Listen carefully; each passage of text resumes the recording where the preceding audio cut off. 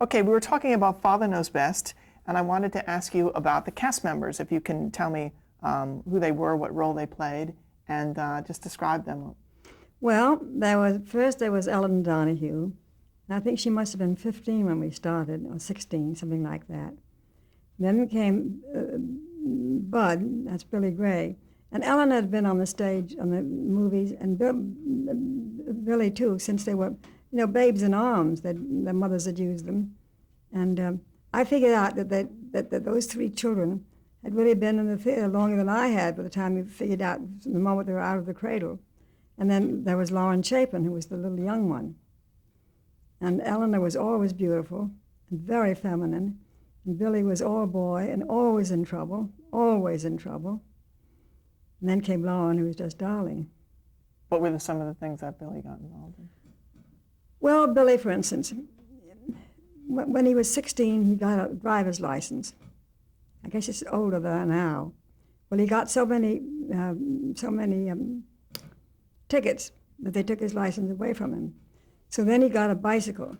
So then they took that away from him. And I said, Billy, why? Well, he went through a red light or something. And then one day it was Monday, we were sitting around the table reading, and Billy was late, and he came in, and he looked so mad, and he was in the most awful mood, and nobody dared ask him why he was late, because he just looked as though he was going to bite your head off. So then when everybody had left, I said, Billy, what happened today? Oh, he said, I got a ticket. But I said, how could you get a ticket? You lost your license for the car and the bicycle? He said, jaywalking. Poor Billy. And, of course, Robert Young, who played Jim Anderson. Yeah, I know, of course. So what was it like working with Robert Young all those years? Well, he's just wonderful. He was like all the great big stars, like Ronald Colman and Cary Grant and Gary Cooper, all of them. They're all so conscientious, you'd be surprised. They come already prepared, all the lines learned, all the scene all prepared. They're always, when they call it, they're the first ones in the marks. You know what that means, getting in the mark ready. The first ones up there. And they were all wonderful. And Bob was just such a delight to work with, because I think that's why all those leading women at MGM liked him so much, because he was tall and handsome. And then when your turn came, he handed it all to you on a silver platter, so you could have the top light or whatever you had to have, or the eboche or whatever. He was a beautiful actor, he really was, and very generous and great fun to act with. No, he was a joy. And then Billy was fun because he always did something funny. Billy did the unexpected. Billy Budd did the unexpected always. But he was so great in that part. And Eleanor was a very good actress, too. What were her strengths as an actress? Well, she could do farce, or she could do tragedy. She could cry at the drop of a hat. She could do anything, technically. And actually, she was the only one that went on acting, and we got through, because Billy, we thought, that was funny. Bob Young and I sat down one day when we decided we were going to stop. And he said, the only thing was that I feel so badly about the children, because they don't know any other life. They've been doing this now for 6 years, and they've been going to school here for 6 years. Poor little Lauren Chapin had no friends, because all she had was the old lady school teacher on the set, And they've got a regulated life. Well, we said we think that Eleanor was being terribly dramatic. She was fainting at the drop of a hat. And if her boyfriend came on the set, she would faint. She was doing all sorts of things. So we decided that Eleanor was going to cut her wrists, and that was that. And then we decided that Billy'd go on and be a great actor. And he'd be like Alan Ladd. They'd build up, he's on the short side. They'd have to build it up for him, but he'd be perfect. And that Lauren, darling Lauren, get married and live happily ever after. Well, were we wrong? Eleanor married the head of the studio, Harry Ackerman, had 4 children with him, and was very, very happy, although he was old enough to be almost our grandfather. She lived a very happy life with him, and she acted a lot. And then Billy gave up acting completely because he wanted to race motorcycles, which he did until he got too old. He said, when you get 50, you can't race motorcycles because you need so much strength to hold that damn thing, the wheel down in front. I think that's the thing that you have to hold down. So he gave that up. But he's become an inventor now. Really? He's invented something that he made, thousands of dollars with last year, which was a little sort of a corkscrew thing you put inside a pumpkin, a Halloween pumpkin, and it keeps the candle from tipping over. And also you could reach in and light it and not burn your hand up, because the candle stays up there. And it sells for like $1.25 in the $1.50 maybe in the supermarkets. And he's just made really thousands of dollars. I can't remember the exact, $50,000 or something. Huh. And now he's invented for a guitar, a pick for a guitar. And evidently guitarists use an awful lot of picks because they fall off. When you finish something, you drop them. You can't find them on the floor, so you have to have a whole pocket full of picks. Well, this one it got a little shape to it that stays on your hand when you take your hand away from the guitar. And it's been a big success. It's got a patent and everything else. And now he's working on something else. I've forgotten what the new thing is. He's a lot of fun. I see Ellen and Billy all the time. And Lauren, of course, I don't see because she lives in Texas. And Lauren, instead of getting married and live happily ever after, as you probably know, went down the drain with drugs and I don't know what not. The biggest surprise of our life. But now she's a minister and lives in, I don't know what church it is, but she lives in Texas. And she's done very well with her life. She has a couple of children, but she doesn't act either. Now, Eleanor, she was having a baby in that last season, was she not? On Father Knows Best? Oh, not a Father Knows Best baby, you mean her own baby. Her own baby? Yes, she was. How did you disguise that? Oh, we disguised it. I've forgotten. Behind the sofa or something. I wanted to ask you about the writers. There weren't all that many. There were... No, we had a principal writer. You're going to ask me their names, and I know them all, but I just can't bring them to mind. Well, I'll give you the name, and you can describe them. Yeah. Dorothy Cooper. Dorothy Cooper, I loved what she wrote because she wrote the feminine side, and she always wrote good things for me, see. She was charming. Do you remember any instances of... I can't remember which one she did, but they were always good for the woman. And Roswell Rogers? He was our principal writer. And he was on TV too, and he was just delightful. He was the one that really knew the characters. And our scripts, you never could give it. For instance, if Eleanor had a line, it could never be given to me to say because it wasn't in character. Sometimes in these bum scripts, anybody can say any old line they've got, especially for the exposition part. But you couldn't with our scripts. And he was our mainstay. Roz was a marvelous writer. Paul West? Paul West was extremely good, too. He was good for me, too. I liked him for that reason. And one other, John Elliott? I don't remember him. Okay. And did some of the ideas for the episodes come about for things that you were doing in your life or the kids were doing in their lives? I don't think so. Not that I know of. They just invented them themselves? I think they invented them. And I know they wouldn't accept any scripts. If I had friends who wanted to ask, I would ask Gene Rodden if he'd read a script. He said, no, it has to come through an agent. I can't just read a script. And where was the series filmed? At Columbia, the street next door to Columbia. What was that called? The television angle of Columbia. And it was... Screen Gems. Screen Gems, right. And did one camera was used? Or? One camera, and we had a house that was back on the Columbia lot, the ranch out there near Warner Brothers. Were they elaborate shoots? Or? Well, out there was just a skeleton house, a front door, you went in and out, and there was a garden, and we did all that kind of thing out there. But the inside, the interiors were all shot in the studio. Do you remember shooting that opening? No. There's, I think, a couple of them. There's the one where the kids are on the stairs. I don't really remember it, no. Yeah. I want to talk about just the directors now. You mentioned Peter Tewksbury. Yeah. I first want to ask you about, I think the pilot was done by James Nielsen. Yes, James Nielsen. He used to work with Kathleen Cornell, but then he didn't do any more with the pilot for some reason or other. And how did the pilot differ from the premiere, the first episode? I don't know. They may have used it as the first episode. That I don't remember. Okay. And the next director that came along was William D. Russell. Yes, and he was funny. He was a great big burly guy with a big family. And he was very, very nice. But I don't know why he was changed, but he was changed to Peter Tewksbury. But Peter Tewksbury was really, he was like Russell. He just had so many brilliant ideas. How did the two differ? Well, Peter had much more comedy, much more fun. Bill Russell was more serious.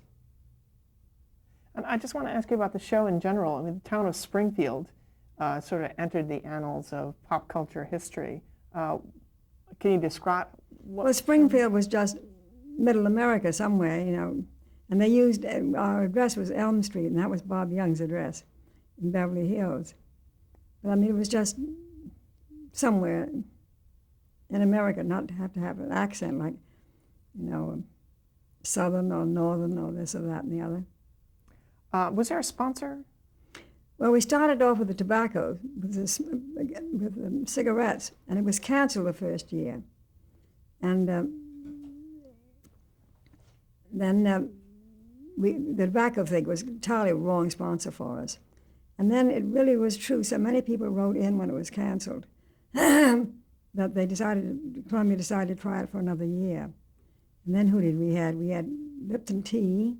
We had Scott Tissue. That was one thing. That was a long time with Scott Tissue. The Lipton Tea people were very funny. They said we couldn't drink coffee anymore. That meant that we had no business to do in the kitchen because I was always giving Bob Young a cup of coffee. Well, he said he can drink the coffee, but it has to come out of a teapot. And you switched networks as well. Yes, we did. And why did that come about? Who knows? You know, I'm not in the business end at all. Actors don't know about those things. Was there any network interference? Did you see network people on the set, or it was just your people? No, sometimes there were network people. Did they say things to you, or did they interfere? No, I don't think they interfered. Continuing with Father Knows Best, what was the audience reaction to the show? Oh, they loved it. It was very, very popular. It was particularly popular in Japan.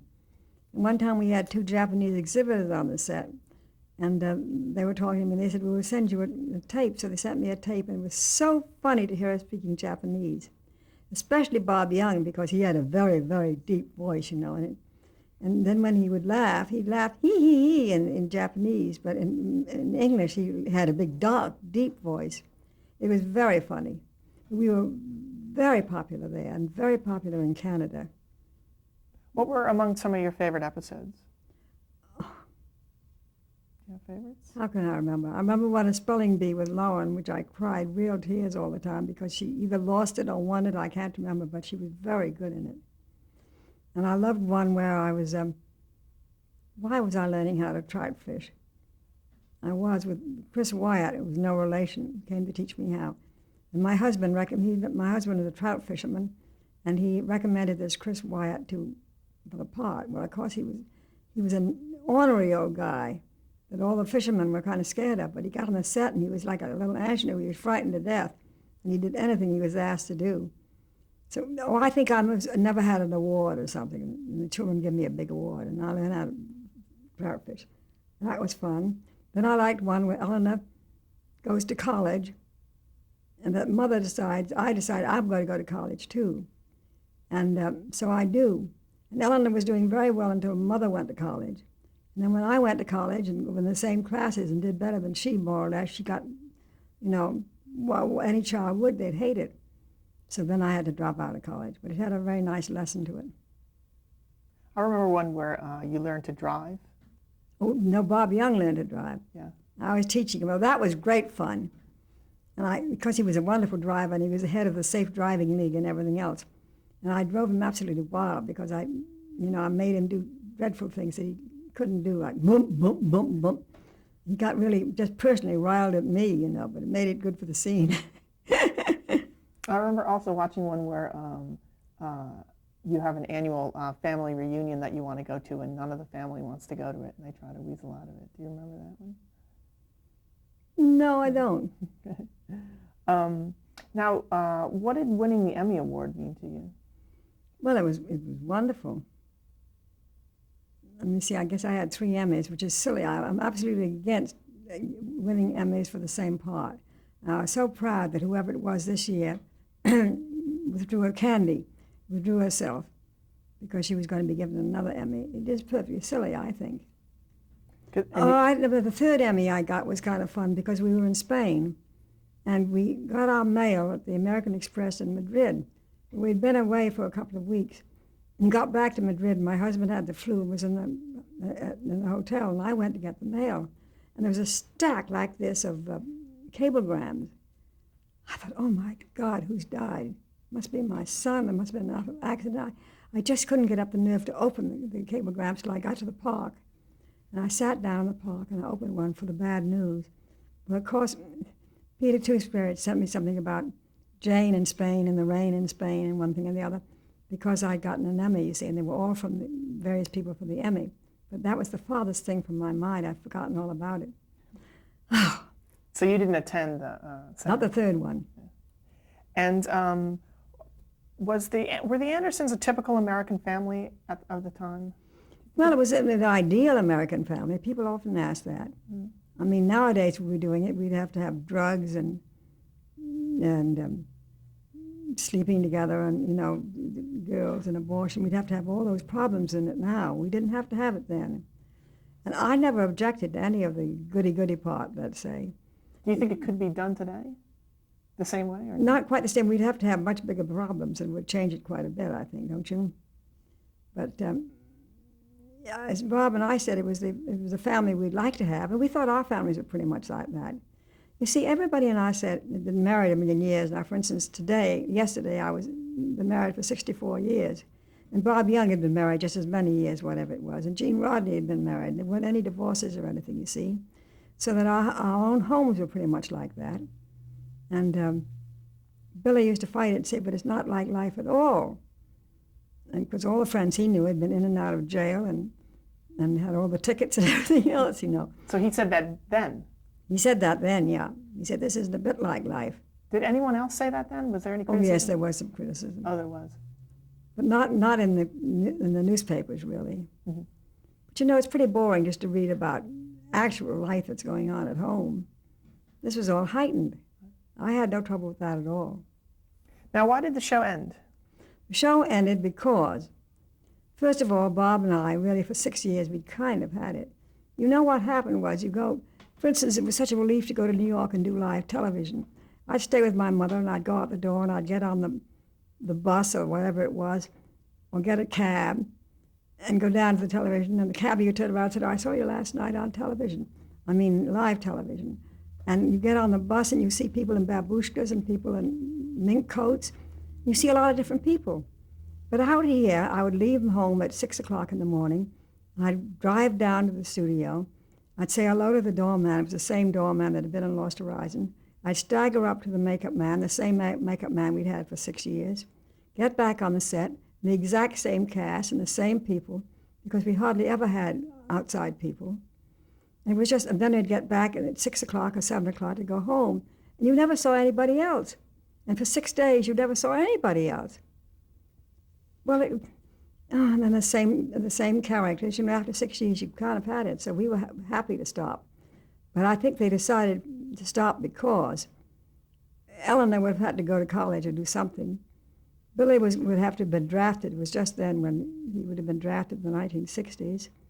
And Lauren, she wasn't, she didn't turn out to be a pretty little girl at all. But we'd done the first graduation and the first date, and we'd done all those things.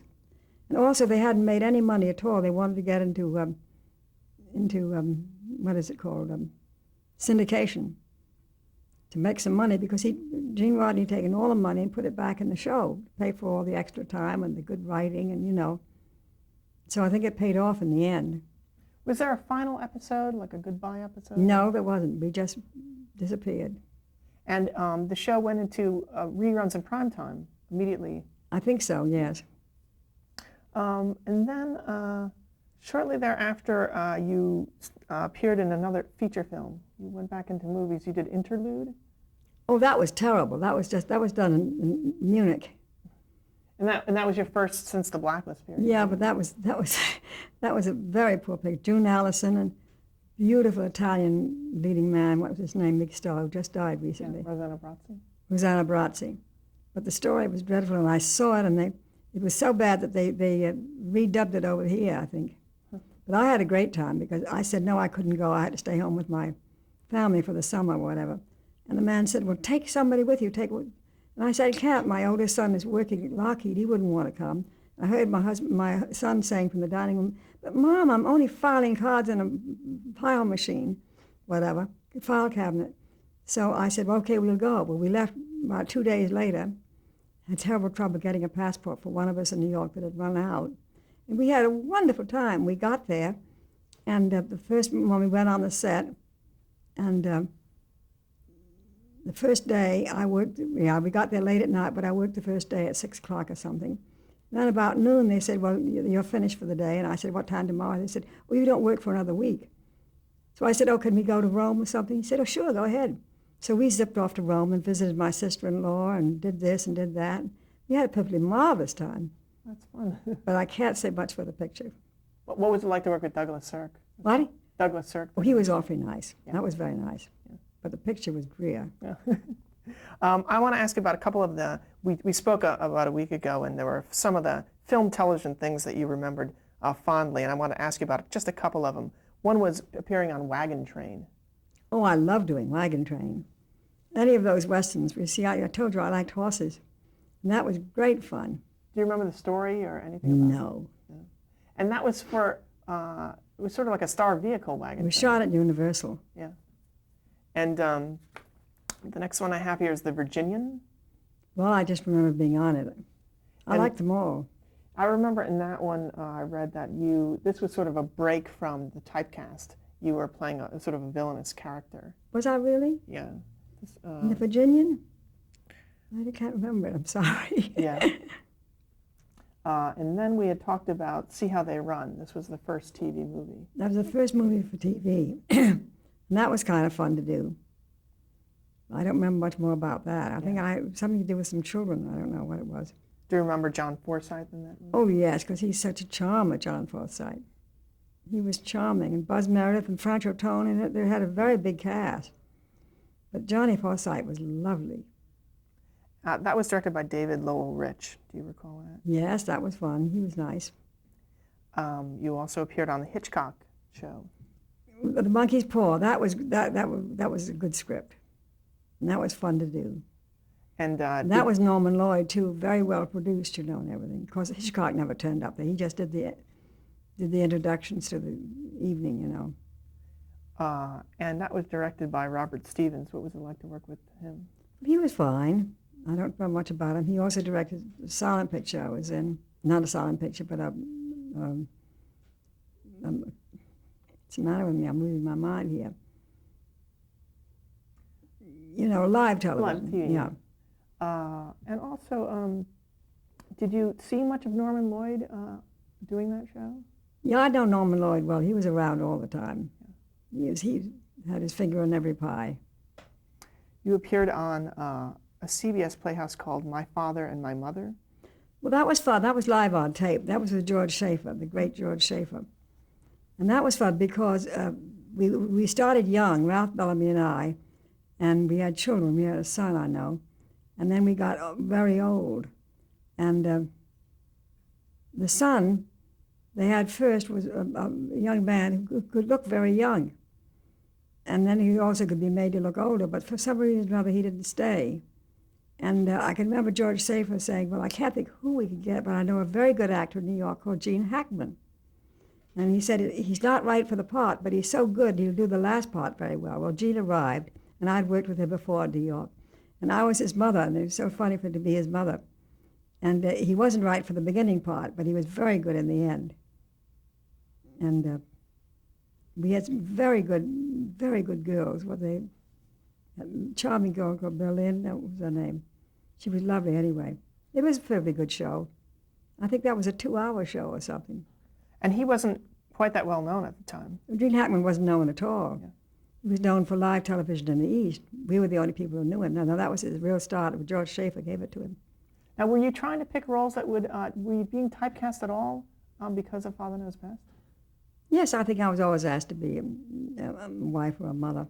And I know that I had no idea, none of us had any idea how big Father Knows Best was when we finished. We had no idea at all. But then we were offered huge sums of money to do these other things. And they had all kinds of series for me to be in, but it was always Mother Knows Best with 3 children. There were always 1 son and 2 daughters, It was the exact same thing. But I didn't, at that time, I decided I'd never again do another series. You also made a couple appearances on the Bell Telephone Hour. Well, that was great fun. It came right at Christmas time, and I did it for several years. And, all the Christmas carols, and the streets were snowy, and it was lovely going back there. And also, they paid me so much money, I couldn't believe it. They paid me $10,000. That was a huge sum of money, huge. Seems to me that's about what I made for the whole Father Knows Best or something. And I was the narrator in these things, and they had all the biggest opera stars, and I suppose it was considered kind of square, the thing, but it was really delightful. It was great fun for me. I loved doing that. And you appeared throughout the show? Yeah, in and out. I'd start with the opening, and then I don't know, one time I was reading a long thing to children. And another thing, I was reciting the Christmas story, and it came to pass in those days that when it reads to Augustus, I can do it all by heart now still. And another time I was doing something else like that. You did a one-shot on Love American Style, the premiere episode, and this was with Bob Cummings. What was it like working with him? Well, I liked that too, but I didn't like the script. I can't remember why or what. And then you did do a series, I think it might have been live. It was Confidential for Women.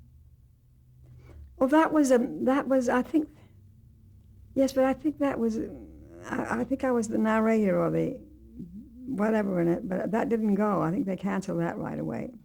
It lasted for within one season. Did it really? Yeah, it was several weeks. Was it a live show? Do you remember? I think it was a live show, and I introduced the whatever the thing was going to be. I think. And there was a script. Dr. Theodore Isaac Rubin. Well, that was that Confidential for Women? Yeah. Well, that was something else again. That was a half-hour show. Okay. And I went every week to do that. And he was a psychiatrist, and we would introduce the episode, and then we would discuss the episode afterwards, and I'd give a layman's idea, and he would do the doctor's idea, the professional idea. Was there a fictional part of that? Well, yes, we did a whole little script, a whole little story there that they had actors, and they acted out something.